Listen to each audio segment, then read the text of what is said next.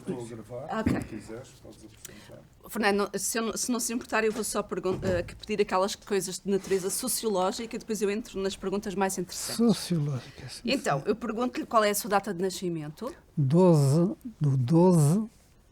de 1940, O local de nascimento. em Luanda. Luanda. Escolaridade e qualificações. Românicas incompletas. Conhecimento de línguas. Eu mal conheço a portuguesa, que é cada vez mais complicado. Sei lá. Eu tenho bem, o francês na nossa geração era a segunda língua. Depois o inglês, alguma coisa de italiano. E depois é aquelas línguas que os portugueses são muito hábeis a inventar e a desenrascar. O que é muito engraçado, porque eu estava no Médio Oriente, porque eu fiz muitas guerras. E não sabia uma palavra sequer da língua deles, nem eu sabia nenhuma que soubesse. O que é engraçado é que as pessoas entendiam-se sem ser pelo significado das palavras, mas pela intuação. Isso é muito interessante, eu não sei se isso interessa, mas a Amália Rodrigues, com quem eu sempre me dei, bem, que considero uma das figuras mais geniais do nosso país e da nossa história, dizia-me a mesma coisa. Quando ia cantar em países onde não conheciam Portugal, nem nunca tinham ouvido falar em Portugal, ela utilizava a voz não para entoar os poemas, mas como se fosse um instrumento musical. De maneira que, como não passava a compreensão das palavras, passava, no entanto, a força e a emoção que elas davam. E esse fenómeno é interessante e verifica-se que quando estamos com outras pessoas que nenhuma delas fala uma língua que conhecida. Há um pouco essa coisa. De maneira que as línguas ponha três, ponha o português, o espanhol, o francês e o inglês. E a profissão dos pais? Olha, a minha mãe seguiu uma carreira normalmente ao contrário do que era habitual. Está na aldeia. O meu avô mandou-a estudar. Ela desenhava muito bem. Ela chegou a António Arroios para entrar nas Belas Artes. O que naquela altura para uma mulher era muito importante. Mas ela vivia em casa de uns familiares que tinham uma pensão. E nessa pensão hospedavam-se muitas pessoas, sobretudo muitos africanistas, que era quando vinham cá. E a parva da minha mãe apaixonou-se por um desses africanistas. E tempos depois largámos e foram para Angola. E nem ela acabou o curso, nem ela praticamente foi deixando de pintar. E deu-se até um certo regresso, nada. Depois, quando se voltou, por questões de saúde, a relação de lá de cima da Beira Alta e do Alto Douro, dedicou-se, absorveu-se com o trabalho do campo, com o trabalho de gerir aquilo todo e não sei o quê, e perdeu-se quanto a mim uma grande pintora. O meu pai aí era muito mandrião, não tanto como eu ainda sou mais, que trabalhava em coisas como é que é, farmacêuticas, com laboratórios farmacêuticos. Assim que foi que ele estava em Angola porque tinha sido contratado pela família, como é que se chama? Já não sei, um grande grupo económico angolano que tinha um sistema de saúde e o meu pai trabalhava lá. Uhum. Isso foi há quantos anos, mais ou menos? Eu sei lá. Há muitos. Não me Então- pergunte datas, que isso não sei. Não, tudo bem. Então vamos aqui começar a entrevista. Fernando, com que idade é que começou a trabalhar como jornalista? Nunca. Não se conseguiu. Eu não fui para jornalismo por paixão pelo jornalismo. Eu fui para jornalista porque, primeiro, como disse, a minha maior qualidade é a preguiça. A preguiça no sentido de disponibilidade mental, de liberdade individual. Era o que sempre me interessava. A minha família, os meus irmãos, são todos professores. Eu cá, professor, eu nem criancinhas, só à distância, só ao pequeno almoço. Não me interessava nada. Entretanto, conheci um indivíduo, o Dr. Carlos Mendes Leal, que acho que foi a primeira pessoa em Portugal que tirou um curso de jornalismo em Espanha, através da Opus Dei. Conheci e ele convidou-me, entretanto a Opus Dei abriu uma delegação, isto foi na altura ainda do tempo do Salazar. O Salazar foi em 60, depois foi substituído em 68. Ele abriu a Europa Press, era da Opus Dei, como lhe digo, que é uma rede, tem uma grande rede de órgãos de comunicação social pelo mundo inteiro. Aquilo é muito bem organizado, porque é uma questão de poder. Eles jogam muito nisso e jogam muito nos meios universitários, são um bocado mais elitistas. Eu comecei a colaborar em pequenas coisas que ele dizia, porque foi aberta a delegação. Como o que nós fazíamos era bastante mal visto pelo governo, porque o Cerejeira, o saudoso cardeal Cerejeira, que era uma figura giríssima, parecia a Amélia Recolasse com os seus vestidos e tudo, não sei o quê, figura engraçadíssima. Não é agora este paspalho deste cardeal que a gente tem, que nem sabe se ele é cardeal, parece mais um moço de sacristia do que outra coisa. Não, ele vestia-se como devia ser, com vestidos roxos e prateados e falando com aqueles gestos. Era uma figura muito engraçada. Mas o Cerejeiro, que era um espertalhão, sabia que a Opus Dei era um lobby que se estava a fazer para apanhar o poder e que tem muito poder em muitos países. Em Portugal não tinha. O Salazar, por sua vez, também não queria nada. Aliás, o Salazar, com coisas de religião, o Salazar não era nada religioso, não acreditava nada em Fátima, achava a irmã Lúcia Malderbona, deixou de ter fé aos 25 anos e só ia à missa, ia a coisas de circunstância por questões de Estado ou porque era obrigado. De maneira que isso imprimiu-nos, a nós, um pequenino grupo que formamos a Europa Press, imprimiu-nos um espírito de crítica e de rebeldia muito engraçado, até porque éramos considerados imprensa estrangeira e não imprensa portuguesa. Aliás, foi isso que me levou ao conhecimento do Salazar. O Salazar, em meados da década de 60, eu não sei como datas, não sei, chamou a imprensa estrangeira, a São Bento, por causa dos problemas que havia, por causa da guerra colonial, por causa da situação toda de Portugal, enfim.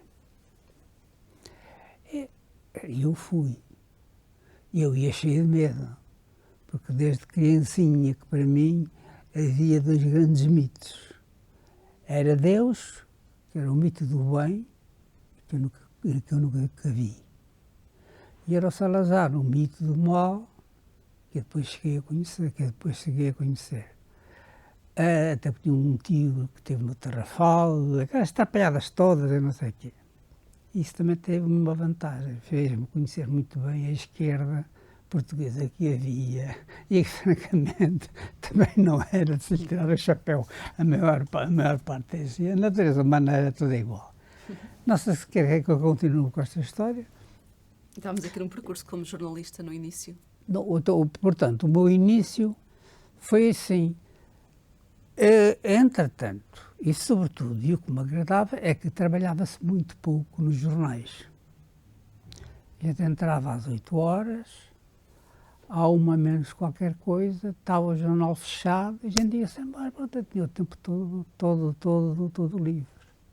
Por exemplo, no Diário de Lisboa, onde eu estive muito tempo. Era uma festa. A gente entrava, passava um bocado do tempo a ler os jornais da manhã, isto era mais no ambiente. Os jornais da manhã, depois vinha o rego e vinha mais outros da oposição e passava-se metade do tempo a dizer mal do Salazar. Por isso é que ele durou o tempo todo. Depois disso, íamos embora, porque o jornal não se faz na redação. E deixa muita graça agora, ultimamente, quando vejo alguns chefes dizer é segunda coisa, porque na redação não está ninguém. Eu ficava preocupado, é quando vejo uma redação cheia de gente. Porque é na rua que se sabe as notícias, é nos cafés. E então, o jornal, o Diário de Lisboa, por exemplo, como o Diário Popular, estavam no bairro Alto, que era o coração de Lisboa. A gente saía, ia à Brasileira, ia à Bertrand, encontrava os grandes vultos, eu até encontrei o bondoso do Américo Tomás e falava com a gente, depois, claro, a censura cortava umas coisas que não convinham. E, como digo, isso aliciou-me muito isso. Depois, eu já sempre tive um tipo de escrita bastante sintética. O que na altura já havia jornalistas responsáveis que tinham noção de que aquelas grandes taleigas com que se encheu de notícias, que aquilo estava tudo ultrapassado, que era preciso fazer coisas realmente mais formativas, informativas.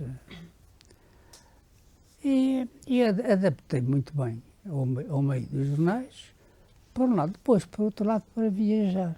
Viajava-se imenso. Não havia um tremor de terra, não havia uma coisa qualquer no cu do mundo que os jornais portugueses não enviassem os seus repórteres. E porquê? Porque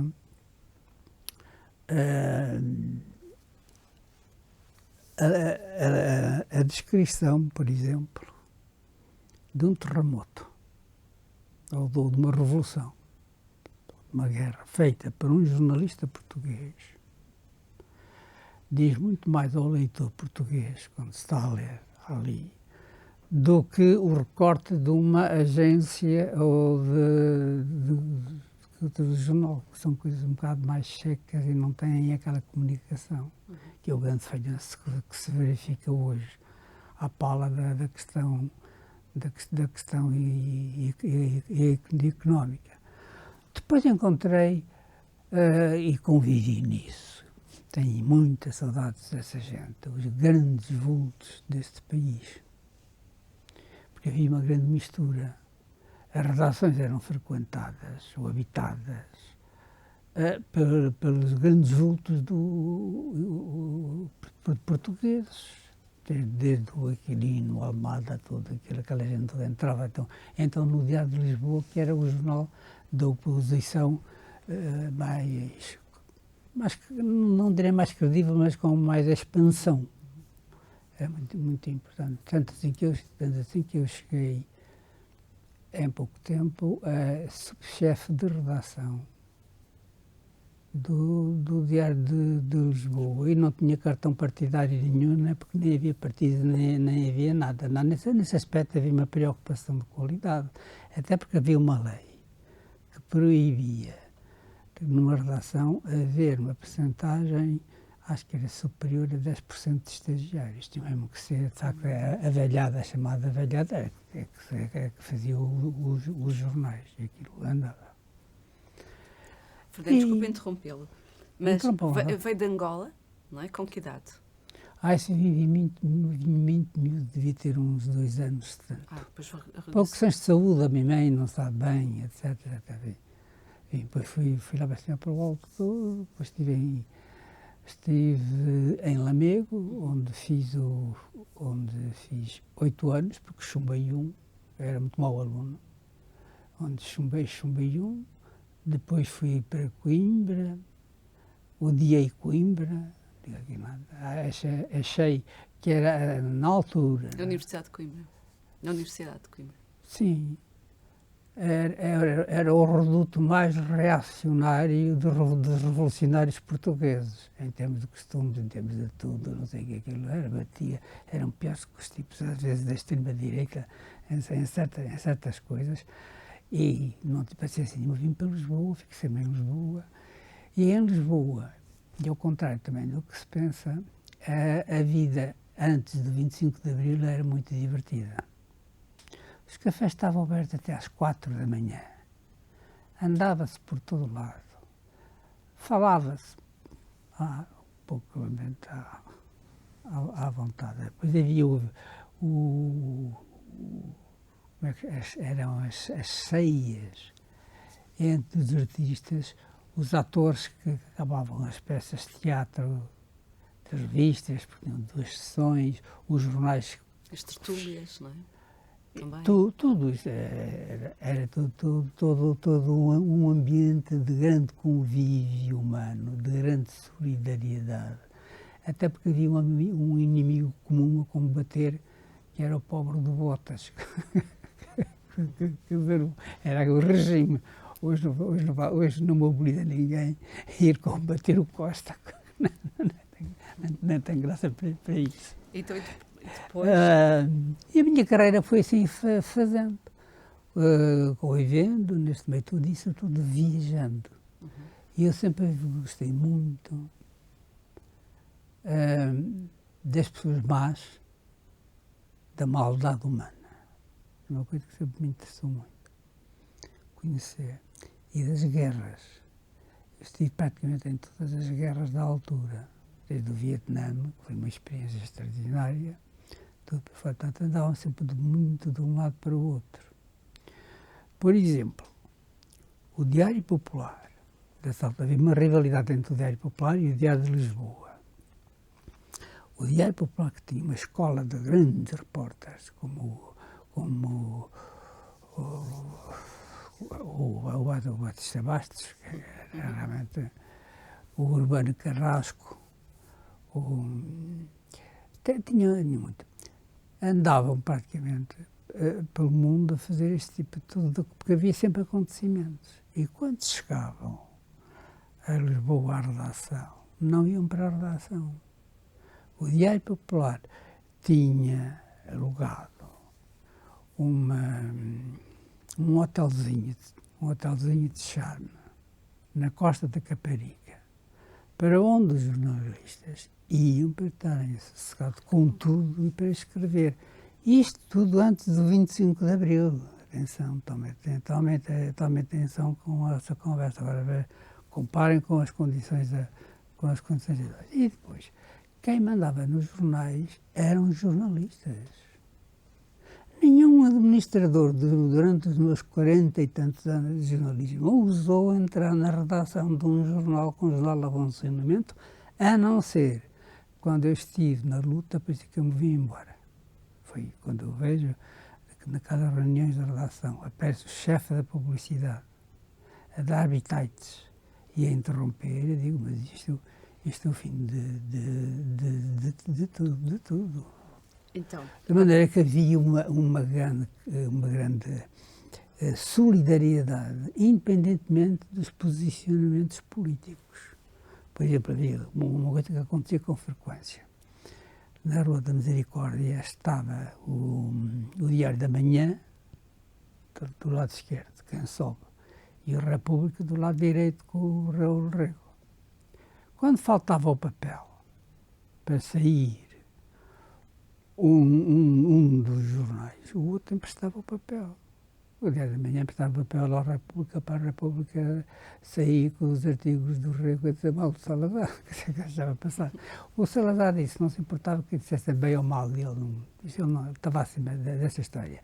O Salazar queria era que lhe obedecessem. Lá o resto, não precisava disso para ninguém. É por isso que aqui há tempos, também eu, com frequência, também estava numa tipo que tertúlia, com palavras, e toda a gente dizia, se dissesse mal do Salazar era-se preso. E foi a minha vez de ouvir aquilo, e eu passei muitos anos no tempo. É engraçado. Eu, durante esse tempo todo, nunca ouvi foi dizer bem do Salazar. Aliás, eu nunca ouço os portugueses dizerem bem de portugueses. O português é vocacionado, felizmente, para dizer mal, o que é uma coisa positiva. O Jorge de Sena, que era um tipo fabuloso, e contundente, dizia contra a Universidade em Portugal, que era uma pioneira, que era uma coisa, aquelas coisas todas que ele tinha, mas que Portugal estava salvo, porque tinha uma universidade que mais nenhum outro país tinha, que era a Universidade da Má Língua dos Cafés. Porque quando uma pessoa está a criticar ou a intrigar, embora seja um nível normalmente racheirinho, não é muito elevado, está, no entanto, a exercitar um pensamento próprio e ideias próprias e recusas até. Que isso é saudável. Tanto assim que o Salazar fechou, por exemplo, todas as organizações hostis, desde a maçonaria à sociedade espírita, mas toda a vida trabalhou com eles ao lado. Tudo quanto era organizações onde ele não pudesse mandar, ele destruía. O ministro era implacável. Depois, quanto ao resto, não. E então, fui a São Bento e eu ia com muito medo. O Salazar era um mito, nunca ninguém tinha visto. Dizia-se que existia, era como Deus, mas as pessoas não ouviam, não aparecia. Ele construiu todo o seu mito e nisso é muito interessante. E o Batista Bastos tem um texto muito interessante em que fala sobre isso. Ele construiu o seu mito pela ausência, não pela presença, que é muito mais difícil. Porque ele, como era superiormente inteligente, sabia que tinha uma voz fraca, portanto, não era com discursos que ia lá. Sabia que não estabelecia empatia logo com as pessoas, de maneira que evitava. Sabe que ele andava sempre com o chapéu, mania do chapéu, para quê? Para não apertar a mão às pessoas. E uma pessoa não apertava a mão, ou punha os dedos no colete. Eu nunca ouvi apertar a mão a ninguém. Ele era uma pessoa muito complicada, muito diversificada, com gestos de uma grande bondade que as pessoas nem imaginam, e com outros de uma implacabilidade terrífica que como se sabe. Então, eu sou apresentado ao Salazar pela Beatriz Ferreira. A Beatriz Ferreira era uma mulher muito engraçada, uma grande fotógrafa, mas acho que era da PIDA. Era da PIDA. Já ouvi essas coisas. Não sei. E que era muito engraçado, o Salazar achava graça. E lembro-me perfeitamente, ela apresentou-me ao Salazar e o Salazar disse uma coisa, porque eu não gostei nada. Disse, você é o novo recruta da informação. Foi essa frase que nunca mais esqueci. Eu que não gostava de recrutas, nem de tropas, nem de nada, não achei graça. Agora, fui impressionado com a postura elegante, com a sabedoria, com a educação. Foi das pessoas mais educadas que eu vi com o Salazar. tratar as pessoas, etc. Ele era um sedutor. E ele tinha muita gente apaixonada por ele. Muitas mulheres e muitos homens até. Olha, o Ricardo Espírito Santo era aquele que a Amália rejeitou e rejeitou bem. Era, por exemplo, bastante íntimo. Percebe? Era um ser, uma certa cumplicidade muito grande que se estabeleceu. Ora bom, Essa agora, cumplicidade, agora fiquei curiosa. Essa cumplicidade estabelecia-se porquê? Por causa dele ser uma figura de poder ou mesmo por esse seu jeito? era por tudo. Por tudo. Era por tudo. Porque você sabe que viveu um grande vulto, não é? Claro. Claro. E mesmo que não conhecia, É já funcionou. Claro. Já foi, e com ele funcionava porque tinha um carisma muito forte. Depois, deixa-me só acabar de dizer esta história do Salazar. Havia uma situação muito engraçada. É que o pobre do Salazar não mandava nada em São Bento. Mandava no país, aterrorizava o país, prendia o país, mas quem mandava em São Bento era a Dona Maria, a governanta dele, que era uma mulher má como as cobras, mas inteligentíssima. E eles fizeram um tratado de Tordesilhas, de São Bento para fora, o ditador era ele. De São Bento para dentro, o ditador era ela. E ele obedecia-lhe. Andava ali na linha, porque ela dizia coisas incríveis. Ela tratava-o como acho que deve ter havido ali uma certa paixão qualquer dela por ele, tudo muito refinado, essas coisas, maternalizou isso tudo. E então tratava-o como um filho que se porta mal. E porta-se mal porquê? Olha, porque come pouco, trabalha demais, deixa-se enganar por todos. Essa é muito engraçada. Ele tem mania, dizia-me assim, Dona Maria, ele tem mania que é muito esperto. Mas todos o enganam, até eu. Ele diz que não gosta de coelho, mas eu faço coelho, palho umas ervinhas e não sei o quê, e ele come aquilo como peru e não sabe distinguir. Não, o que é muito engraçado nisto, e o jornalismo aí podia investir, era uma coisa que havia, era no outro lado das coisas. Uhum. Como é que aquilo era um cenário perfeito? Imagina o Salazar, às 5 da tarde, mas daqui a pouco eu vou falar mais de Salazar que de jornalismo, mas é para mais ou menos situar a época. Nós já sabíamos como é que funcionavam os censores. E mais ou menos a gente já ia escrevendo de maneira a isso. O Jorge de Sena, que era um macacão, ensina-me uma coisa muito engraçada e que dá resultado e que podem aproveitar de borla. Vocês querem escrever um artigo, por exemplo, contra alguém, contra o Salazar ou contra alguém, escreve artigo e ponha-lhe todos os nomes piores que saiba do seu vocabulário. Chame tudo. Guarda o artigo. Horas depois, um dia depois, pega, tira a folha do artigo e substitui os palavrões por palavras amáveis. O que é que acontece? É que a língua é uma coisa viva. E ao ler, a pessoa que está a ler sente qualquer coisa de estranho, porque em vez de filho da puta está eminentíssimo, por exemplo.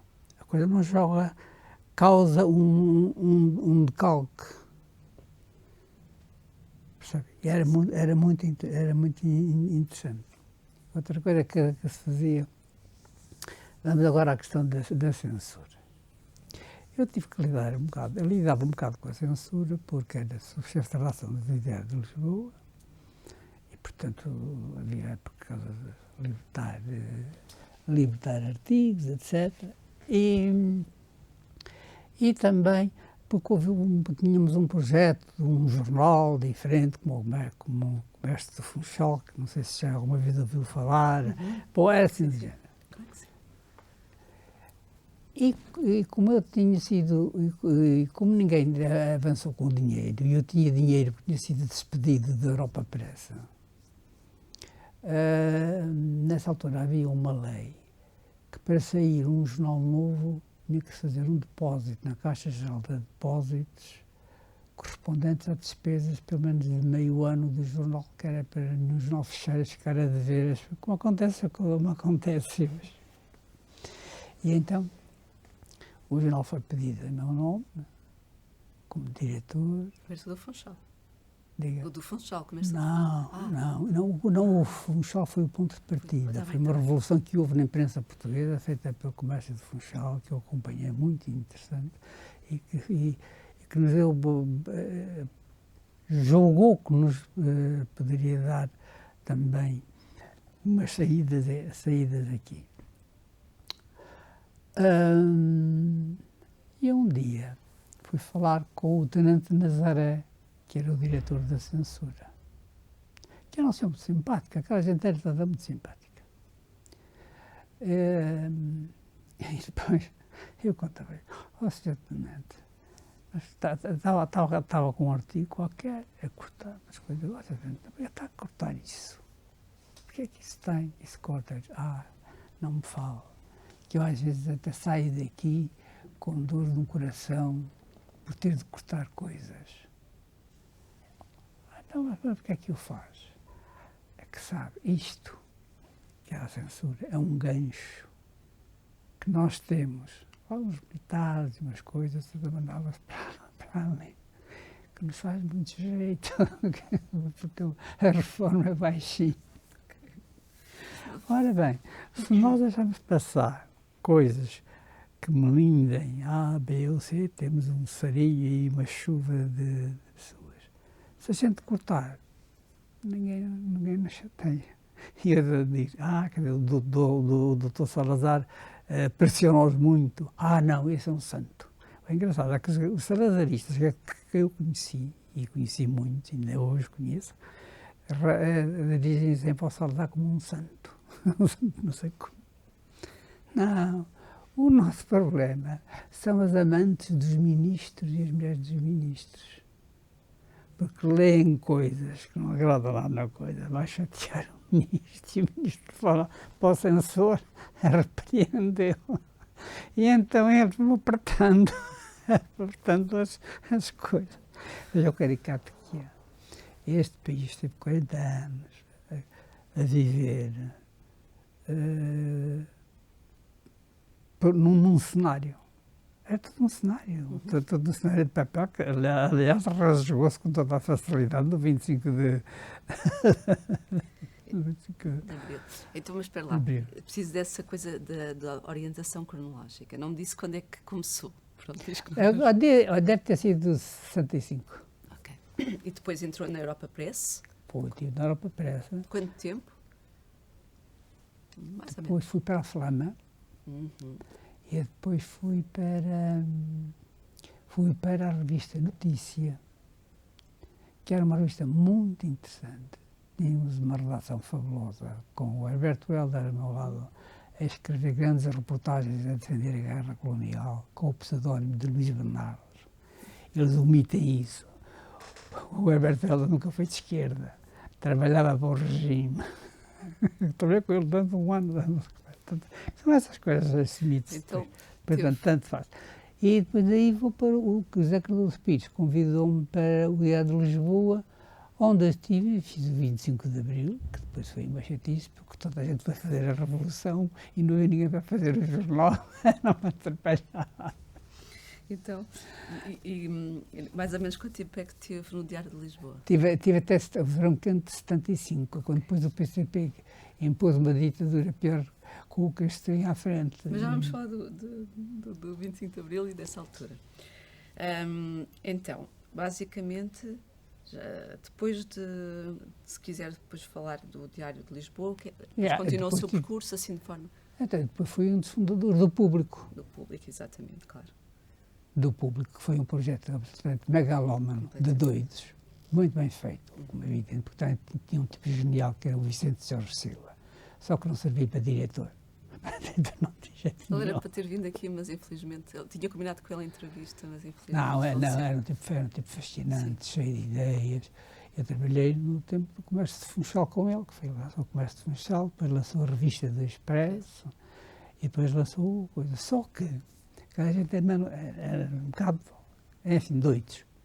Quando Portugal entra na Comunidade Europeia, começa a pensar-se, um jornal que seja igual ao dos países da Comunidade Europeia, como é a França, como é a Inglaterra, uma coisa assim.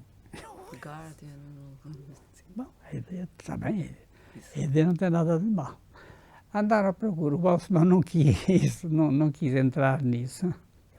Aí era mais, conhecia o meio, porque o Balsemão vinha do meio. E então foi o engenheiro de lá de cima, o Belmiro de Azevedo. o Belmiro de Azevedo, que foi na cantiga do Vicente. E sim, senhor, apoiou o projeto, que foi impecável. O Belmiro de Azevedo aí, na primeira fase, foi impecável. Esteiramos ao homem, ainda o jornal não tinha saído, mais de 5 milhões de contos. Durante começaram a fazer números zeros no ano antes, Isso era um zero. depois saíram a 5 de março de Sei lá. foi, sim, Porque 1990. era toda a alta tecnologia, depois a Começaram a fazer os números tecnologia, zeros em a 1989. tecnologia deixava de ser alta para ser baixa e a variável ia engatar. 5 milhões de Aquilo foi assim uma coisa. Havia a Teresa de Sousa, que era doida. Essa então pensava que estava realmente a comentar o El País ou o Le Monde. Dizia se o jornal no fim do ano não estiver a vender 130 mil, é um fiasco. E Natália Correia, que por acaso esta foi no botequim, dizia: oh menino, se vender 30 mil já não é mau. E de facto era isso, que vendia 30 mil. De maneira que as coisas correram muito bem. O Belmiro foi sempre impecável nessa história, até que um dia o Del Belmiro, acho que chateou-se.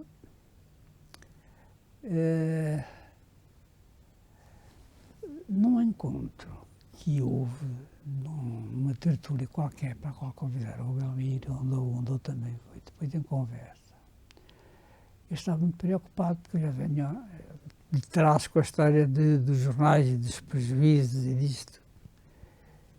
E o público, nessa altura, acho que dava 150 mil contos de prejuízo por mês. E eu disse ao Belmiro: oh, engenheiro, isto, e dizia-lhe assim: isso não tem importância nenhuma, porque o que eu depois vou poupar nos impostos compensa nisso. Mas há uma coisa, diz ele: um empresário de sucesso não pode ter um produto com um rendimento inferior, acho que é 12%, isso já não sei a porcentagem que deu, e o público, coitadinho. Portanto, era mais uma questão de prestígio. E eu então retruquei-lhe: mas sou engenheiro, o jornal, a riqueza de um jornal, a importância de um jornal não é só, ou quase nunca é económica, é sempre social. E diz ele, esta também teve muita graça para mim: isso aí eu.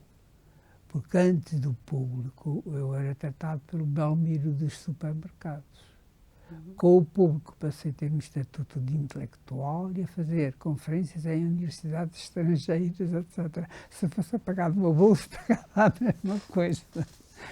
A certa altura, isso foi passado, a certa altura o Belmiro chateou-se e foi buscar um gestor de um supermercado e pulou à frente do público.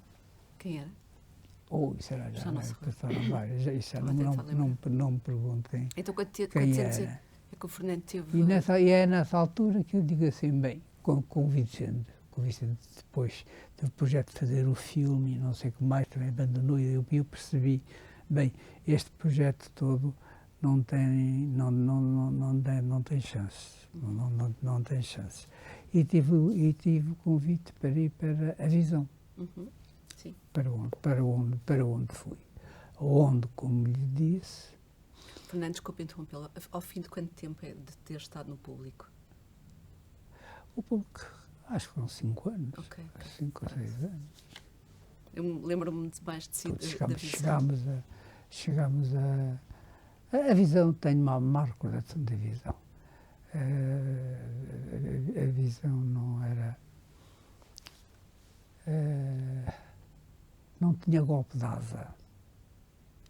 Acho que até das poucas pessoas da visão que ainda tinha feeling jornalístico era o Zé Carlos Vasconcelos, que é bom homem, apesar de ser assim um bocadinho. Isto não vou dizer. É bom homem. O resto ia funcionando nos interesses de. E daí ter acontecido essa cena de reuniões de planeamento da revista, aparecer o chefe da publicidade a meter o bedelho nisso. Eu aí vi bem isto. Isto é o fim do jornalismo, pelo menos daquele tipo de jornalismo tradicional. É outra coisa que aí está. Então, quando é que saiu da visão? Acho que há 10 anos. Ainda queria sair mais cedo, mas o Castro não me deixou sair mais cedo.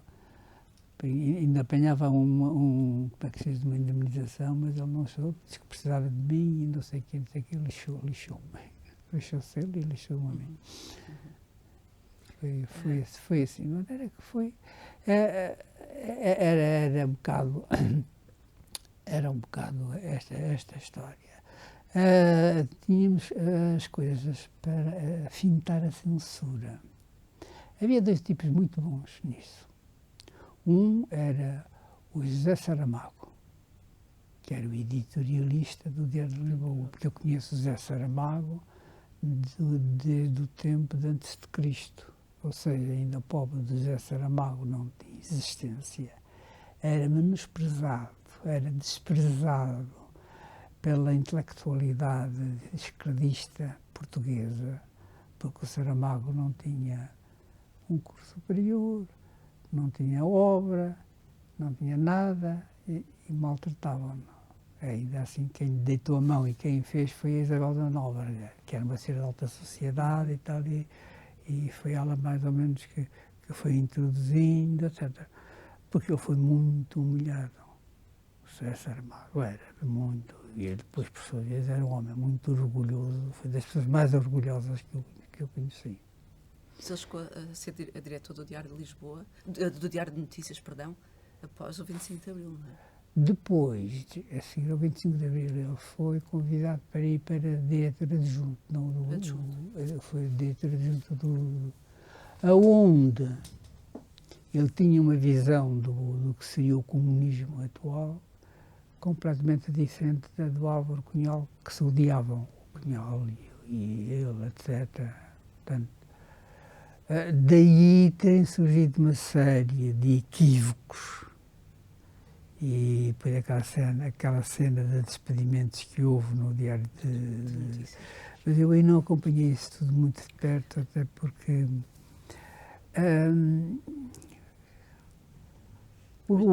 a seguir, no 25 de novembro, 26 de novembro, o PC recolheu todos os seus elementos que tinha na comunicação social e fundou o Diário.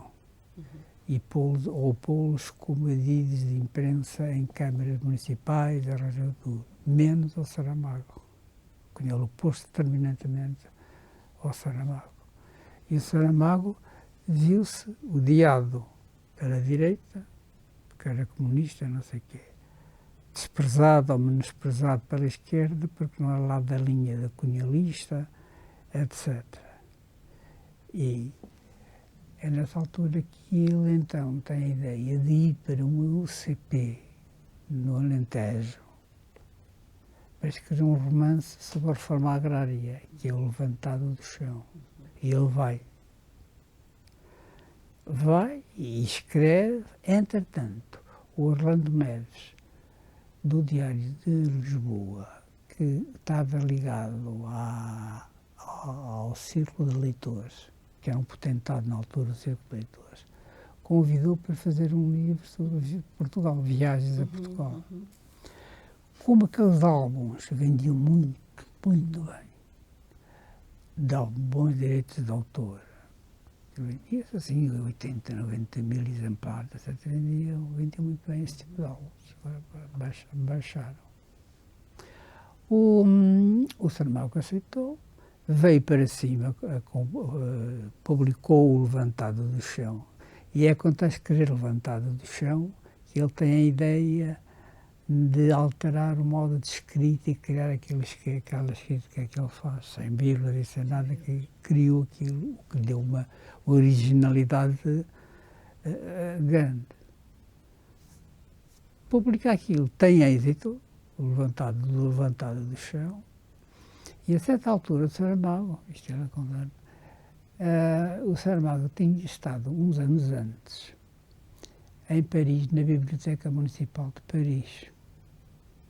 Eu tenho contado isto, mas as pessoas nunca ligaram a esta coisa que eu acho que é muito interessante.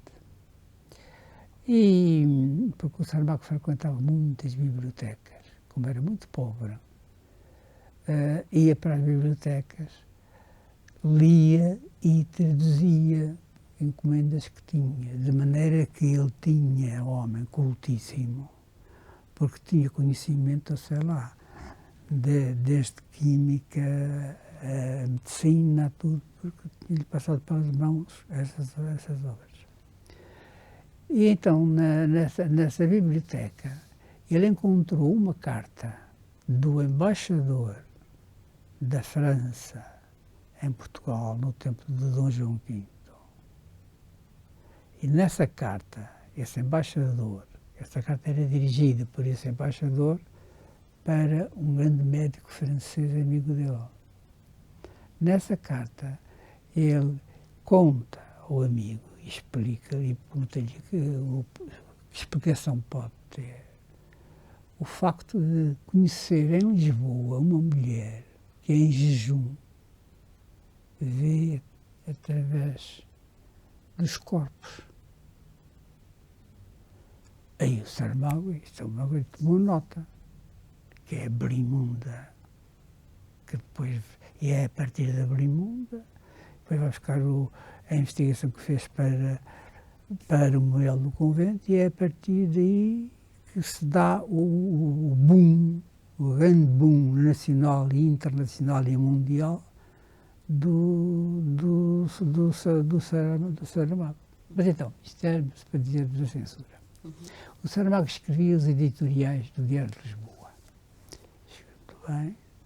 O censor, Tenente Nazaré, era um grande admirador da prosa de Saramago, da prosa antiga, da outra, por eu sei que nunca mais falei com ele, nem nunca mais a vi. Deixava passar. O outro era o Luís Sá Monteiro, que era um tipo encantador, mas um aldrabão do piorio, que há 90% do que ele dizia era tudo inventado por ele. Mas enfim, que criou uma secção chamada as Redações da Guidinha. Isso agora não dizia nada, mas era engraçado. No fundo, as Redações da Guidinha era a figura de uma garotinha, a Guidinha, a comentar politicamente, no fundo, as coisas. Então, isto era às quintas-feiras, às 8 horas estava o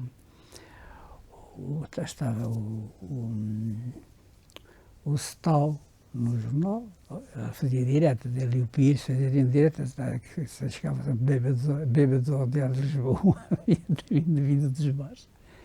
E eu, que tinha uma facilidade de escrita, escrevia aquilo, eu pegava naquilo, dava o contínuo, o paquete, que ia levar à censura.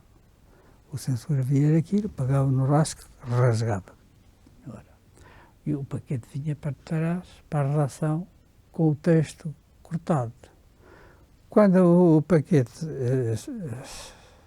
mostrava o texto, já o Luís Sá Monteiro tinha escrito outra guidinha. Que dava ao rapaz, o rapaz ia lá, e o censor, coitado, tinha que cortar outra vez, não ia chatear não sei quem. Chegava à redação, outra guidinha que o Stal fazia.